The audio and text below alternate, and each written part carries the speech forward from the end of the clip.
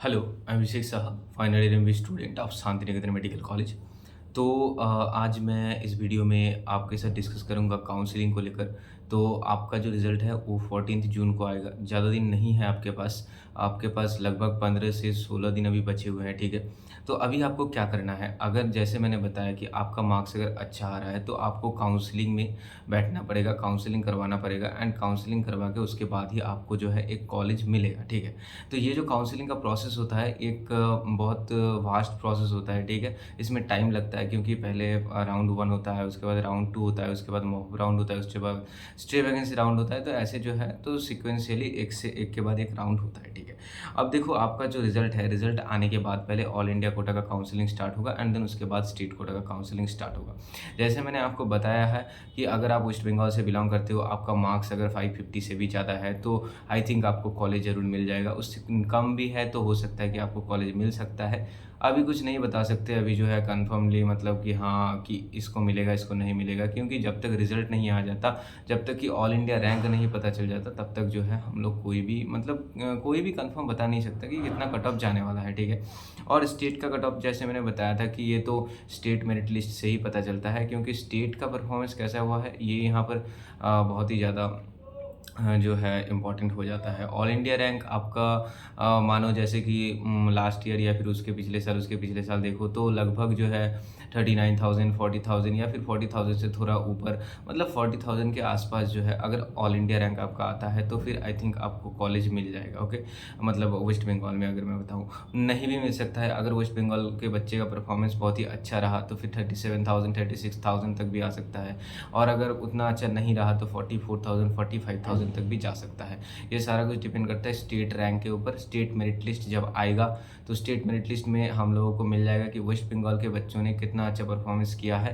तो उसके आधार पर मतलब स्टेट रैंक के आधार पर क्या होगा, तब जो है ना तो काउंसलिंग होगा एंड देन आपको वेस्ट बंगाल में जो कि 85% सीट होते हैं, जो कि वेस्ट बंगाल के बच्चों को ही मिलते हैं। डोमिसाइल अगर आपका है वेस्ट बंगाल का, ठीक है, आपको डोमिसाइल सर्टिफिकेट बनाना पड़ेगा। उसके लिए जो है प्रोफार्मा निकलते हैं एंड उसके बाद आपको डोमिसाइल सर्टिफिकेट बनाना पड़ता है। उसके बाद आपको जो जितने भी डॉक्यूमेंट्स है वो सारे कलेक्ट करने पड़ेंगे।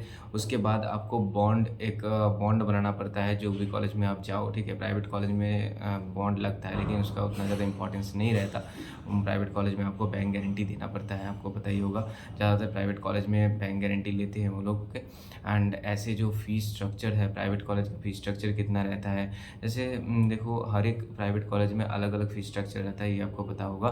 तो किसी-किसी कॉलेज में ज़्यादा रहता है, किसी-किसी कॉलेज में कम रहता है, किसी-किसी कॉलेज में हॉस्टल जो है फ़ीस ज़्यादा रहता है, किसी कॉलेज में कम रहता है, किसी कॉलेज में हॉस्टल मैंडेटरी रहता है, किसी कॉलेज में हॉस्टल मैंडेटरी नहीं रहता है।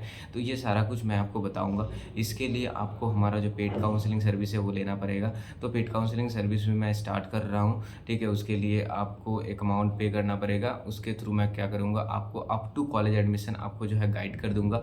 तो इसके लिए आपको क्या करना पड़ेगा, आप कमेंट सेक्शन में जा सकते हो या फिर डिस्क्रिप्शन बॉक्स में जा सकते हो।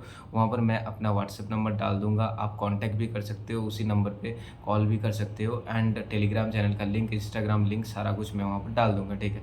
उसके थ्रू आप मेरे से कॉन्टैक्ट करो। अगर आप वहाँ पर पे करते हो तो फिर आप अप टू कॉलेज एडमिशन आपको सर्विस प्रोवाइड किया जाएगा काउंसलिंग का, ठीक है? मैं आपको एक जो है मेरा जो पैम्पलेट है, जो पीडीएफ है वो दे दूँगा और उसमें सारा इन्फॉर्मेशन आपको मिल जाएगा एंड उसके साथ-साथ सारा कुछ जो भी डिटेल्स है वो मैं आपको दे दूँगा, ठीक है?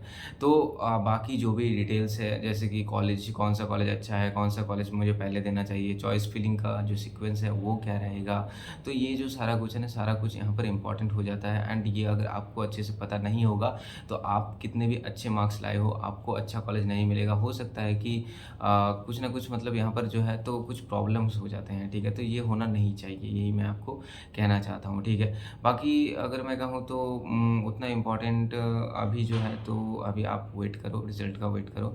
और अगर काउंसलिंग के बारे में सोच रहे हो, कॉलेज के बारे में अभी से पता करना चाहते हो, प्राइवेट कॉलेज में एडमिशन के बारे में सोच रहे हो, कौन से प्राइवेट कॉलेज अच्छा रहेगा, कौन सा बुरा रहेगा, मतलब किस में अच्छा पढ़ाई होता है, किस में फैकल्टी अच्छा है, किस में फ़ीस कम है, सारा कुछ अगर आप जानना चाहते हो तो मेरे से कॉन्टैक्ट कर सकते हो आप, ठीक है। और बाकी जैसे मैंने बताया कि अभी रिज़ल्ट का वेट करो एंड जितने भी इन्फॉर्मेशन है अगर आप अभी से जैसे कि आपका जो कास्ट सर्टिफ़िकेट है उसका रिन्यूअल करके रख लेते हो अभी से आप अगर आप चाहो तो जैसे ओबीसी है आपका तो ओबीसी का रिन्यूअल करवा लो, ईडब्ल्यूएस है तो ईडब्ल्यूएस करवा लो क्योंकि बहुत पुराना रहेगा तो वो नहीं चलता है, ठीक है। बहुत सारे जो स्टूडेंट हैं ये कास्ट सर्टिफ़िकेट के लिए ही रिजेक्ट कर दिए जाते हैं, तो ये आपके साथ नहीं होना चाहिए, ठीक है।